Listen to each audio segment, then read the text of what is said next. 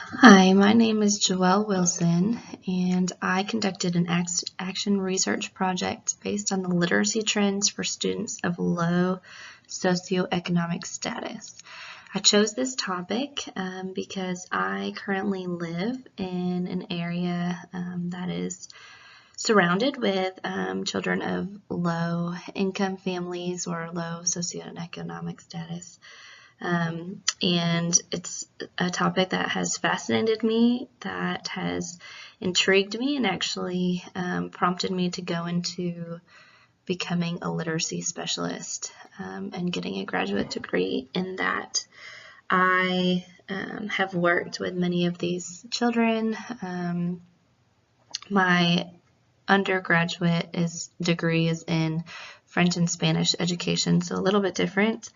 However, I've had the opportunity of having these kids over to my house, and we've worked on spelling, we've worked on writing, we've worked on math, and now having children of my own and getting to see how much home lives can play into a student's success and how to overcome these obstacles that many of these children face.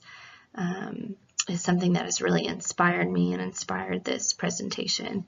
And I hope that this information that I learned and have gathered through research and through conducting surveys will be beneficial to all you who get to watch and learn.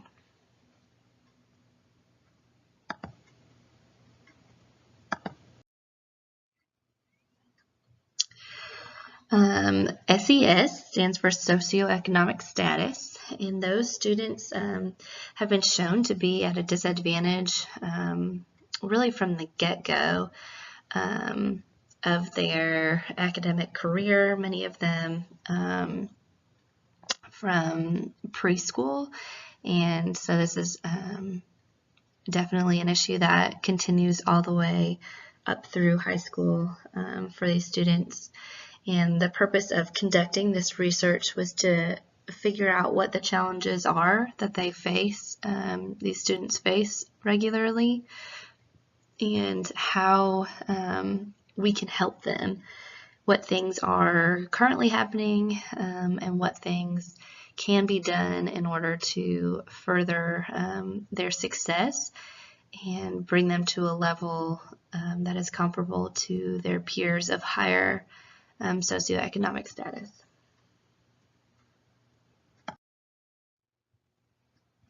The research that I conducted addresses the three following questions that you see here on the slide. Number one, right here, is how do these students of low socioeconomic status differ in their reading and writing from their scores from students of higher socioeconomic status? Number two, this is where I talked about previously, what are the efforts that are currently being made or have already been made to assist these students? What are the schools doing? How are they trying to help them? And then number three, what else can we do? What future efforts can be made to excel these students of low socioeconomic status and promote them to the highest level of academic success that they can reach?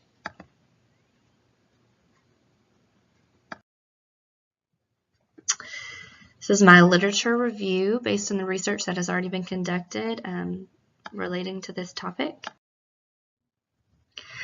Some of the challenges that these students face I've found in many different articles.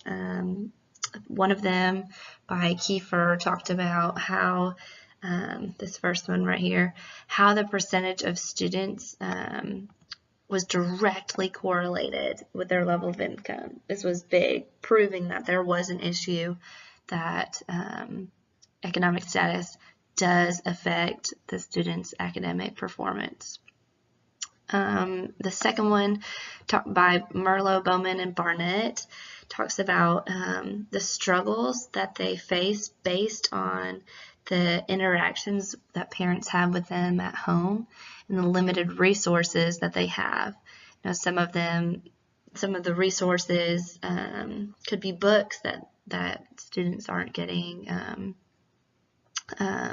access to. They're not being read to. They're not getting that extra insight from their parents a lot of times because the parents aren't able to be home with them. They're not available to help the students, not necessarily because they don't want to, but for other factors, some that are just outside of their control. This third source talks from Capitosto and Kim, refers to how these parents of these students rarely would challenge them with deeper level thinking questions. This was a study that they conducted with sending these parents home with specific readings to do with their kids, and how to include questioning techniques to prompt the students to think at a deeper level. And they found that based on the income levels, the deeper questions, the challenging questions were not there with the low-income families. They did ask questions, but it was more simple comprehension, basic retelling, and not thinking beyond the story. And this next one talks about all of the different struggles that these parents face, and how it's not just that they don't have books at home. These parents face demanding work schedules. They have to deal with taking care of their older children or other children. Some of them have parents that are needing care. They have limited transportation. They don't have cars. Some of them, they don't have ways to get their children to and from school without the public transportation. Some of them have English proficiency challenges or cultural differences. Some have felt discriminated against, whether by the teacher or other staff members at the school, which discourages them from being more active in their children's education. There are higher rates of depression among these parents. Again, kind of related to the racial discrimination, there are lots of misperceptions of teachers that these parents hold, and limited cultural knowledge or initiatives by the school. So they're not assisting, the school isn't assisting these parents in ways to make them feel more comfortable, to make them feel more accepted. And these next sources talk about the solutions that can be made or have been made. This first article talks about how including different learning opportunities, such as library memberships, or just motivating your students, your children, how the parents that were motivating were provided other opportunities that maybe didn't require as much financial requirements, that those would actually lead to greater literary achievement. These students of the low income backgrounds with intentional intervention, this was fascinating, showed actually higher test scores than students from higher income families that didn't receive intervention. So those that did receive intervention actually performed better than similar peers of higher socioeconomic status that did not receive intervention.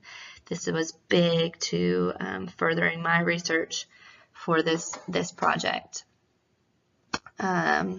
Thirdly, we have counselors and teachers and administrators can be invaluable in this process.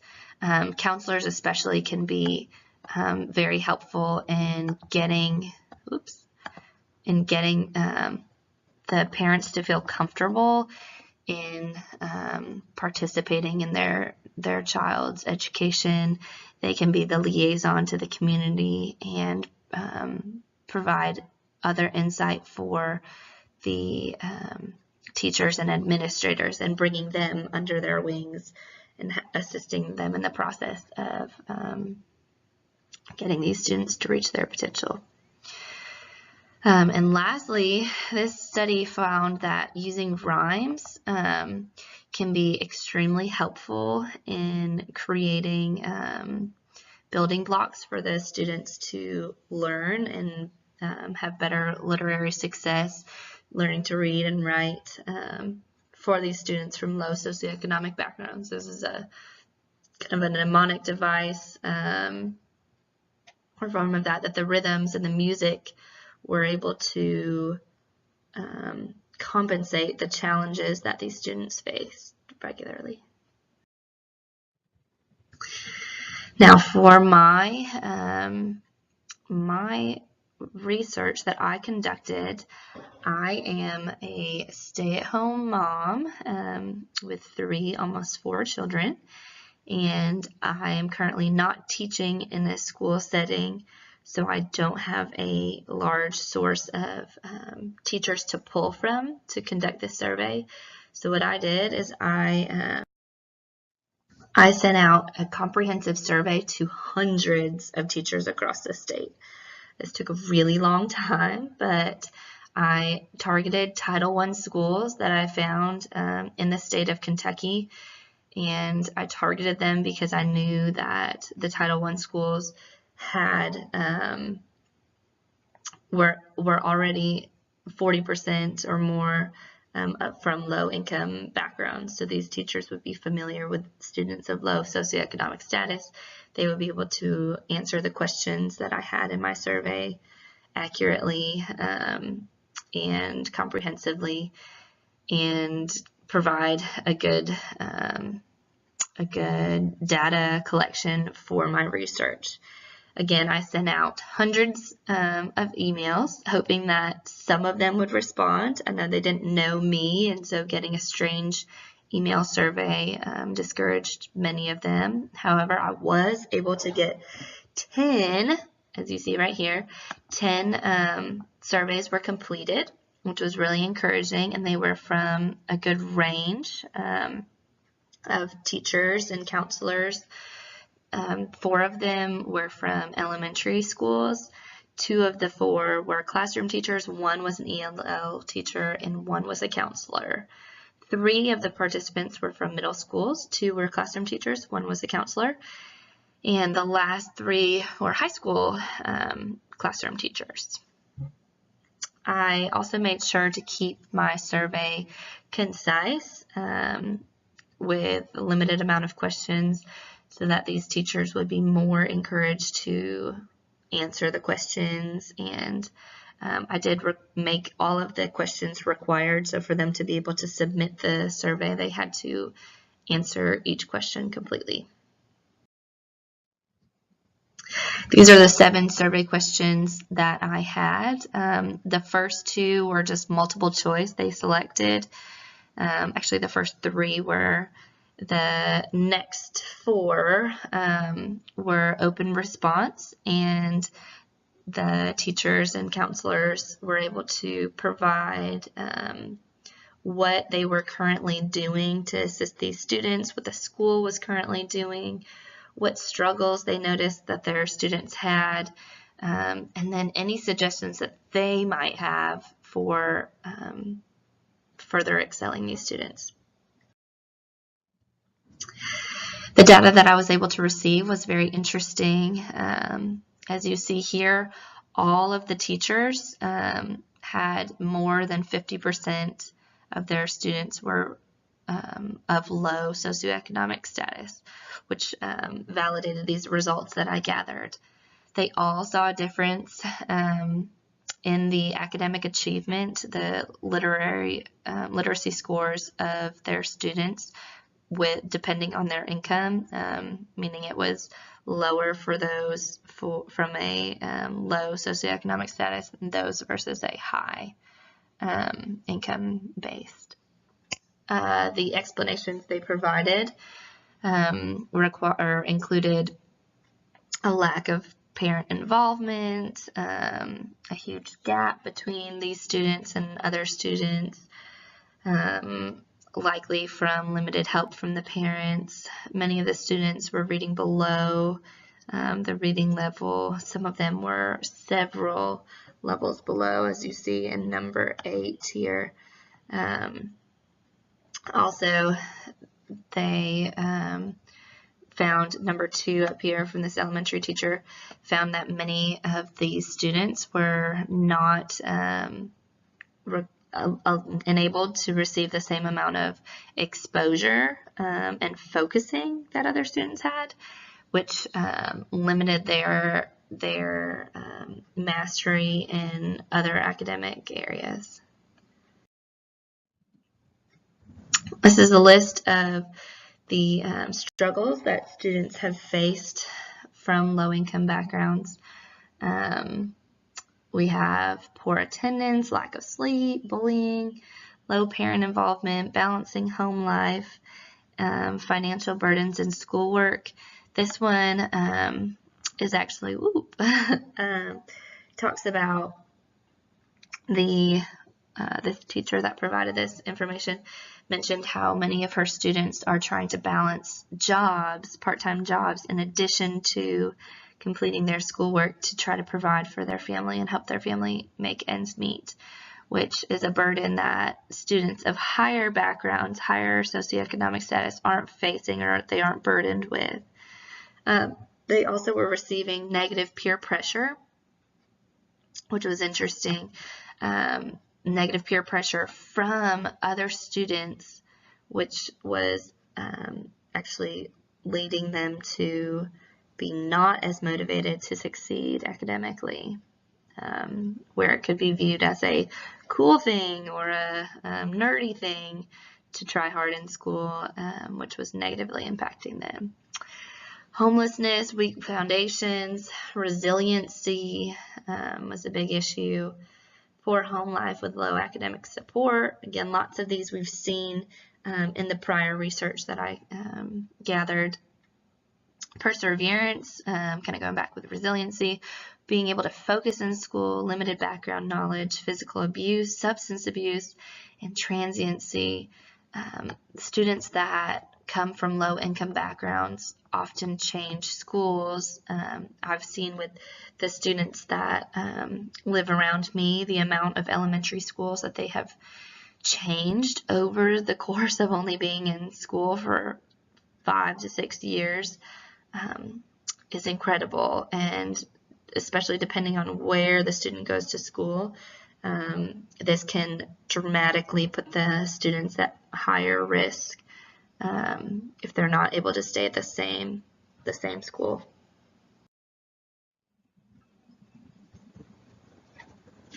The current programs and policies that these teachers and counselors listed, many of them reference the Title I funding that they have received that has helped them with various programs that they've included. The Family Resource Center and the Youth Service Center help provide resources to the families, help provide them with food, help provide them with different services. Like one of them talked about an after-school program, transportation, that happened, I believe, every Wednesday, that these students of low-income families were able to get transportation every Wednesday after this program from school, which was really awesome. There are social work programs helping with these, advocate for these kids. The free lunch program enables them to get fed every day. ESS, reading recovery, reading, writing, and math extension classes during school day. So several of these are referencing programs that are already in place to help these students achieve higher reading and writing scores. One of the teachers mentioned that lots of teachers in the building assist their own students with food just out of their own pockets, which was just really shows how much the teachers care. The classroom material is provided for these kids, so they the limited resources that they have at home doesn't need to impact them. 21st century literacy and math programs or intervention programs, same with the RTI, to help these.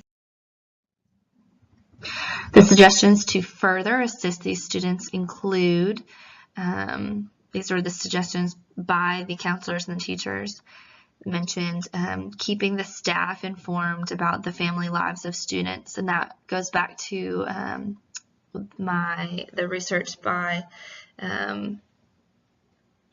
referring to how the counselors can also be huge advocates for these students and for the school by keeping them up to date with the struggles that the students are facing, or knowing best how to help them in each individual setting. Creating a support network to individually assist these students within the building, and also an increased access to technology for these students, again, to overcome the barrier of limited resources. With all of the depression and health issues, others mentioned that more health specialists, more school social workers would be helpful to assist these students, assist their direct mental health needs and physical needs. And again, they were thankful for the Title I money, but they were requesting more money would be beneficial to help lower the ratios for the teachers versus students, hire better teachers, more resource teachers, having more resource programs and aids with each individual teacher, and again, improving technology, improving the programs and improving the technology available for the students. In some settings, they talked about how removing the students from the current schools and their residences and placing them with other learning resistant students to overcome that negative motivation, that negative peer pressure that they're receiving from home and from their peers. New strategies to help the students hit benchmark. Lower class sizes, again back to over here with the lower teacher-student ratios. More support from parents, and again that can be assisted by including the counselors and providing different ways that the parents can be involved.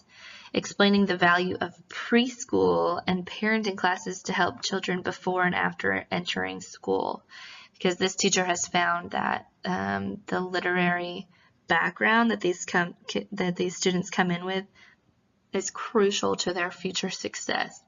So explaining to these parents why their children need to go to preschool, need to attend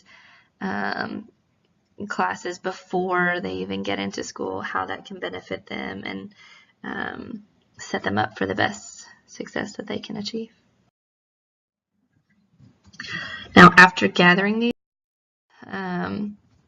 I found that all of them agreed that there was a correlation between their income and their achievement.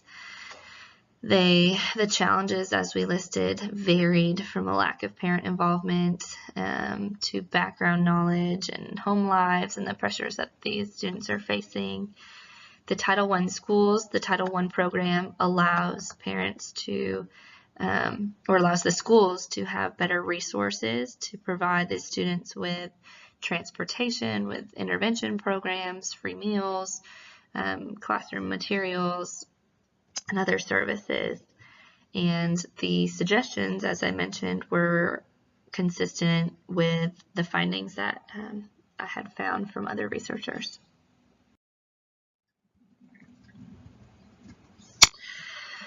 And in conclusion, I found that students of low socioeconomic status on average have lower test scores than peers of high socioeconomic status.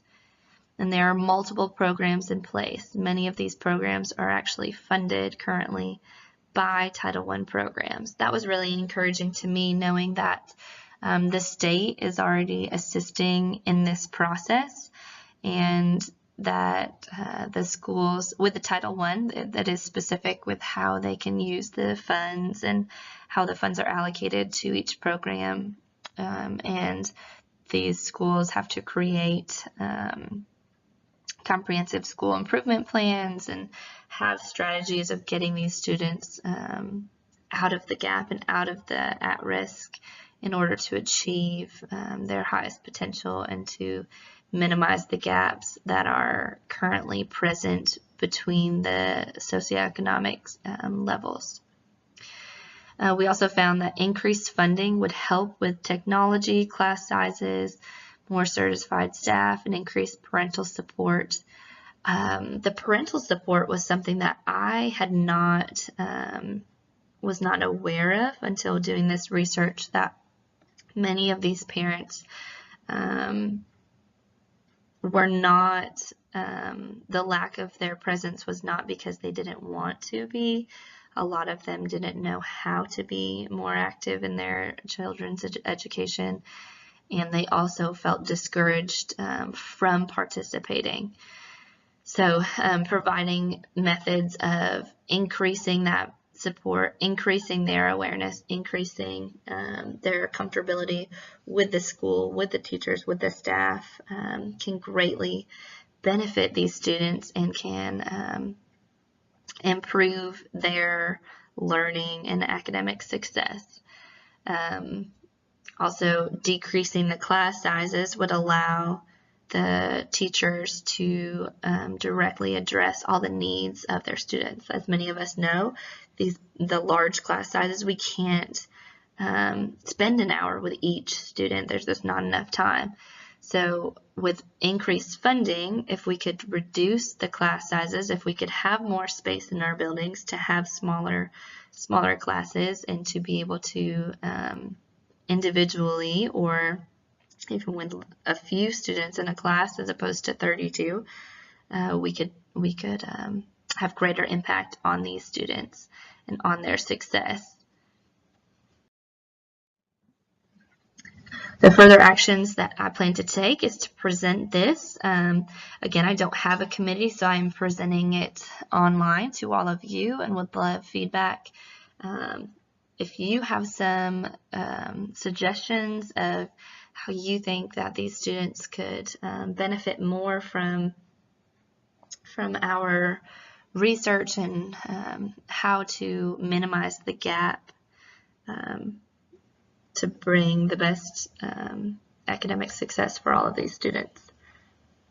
Again, one thing that my research was limited to was the amount of participation in my survey.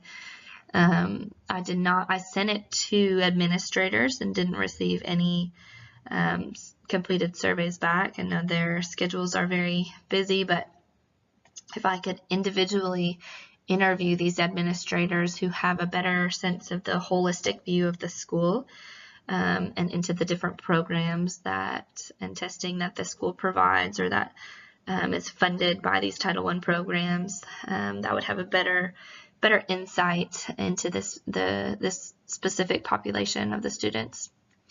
And something else that I thought would be beneficial would be to conduct a case study following specific students of different backgrounds and contrasting and comparing their results. So giving them a pre-test and a post-test and intervention in between, seeing how their scores relate to each other and how the lack of intervention is how that can impair or improve their success with or without the intervention, and how specifically to address these students. Again, that would be a way to specifically have examples of what worked and what didn't work. So again, gathering those students, I would target different age levels, have multiple case studies within different schools to get a variety of results. Here are all of the references, all of the sources in my study, the different articles that were read that can be referenced. The links here highlighted in blue can be clicked on to pull up each journal. Thank you again so much for listening. I hope you really enjoyed this presentation.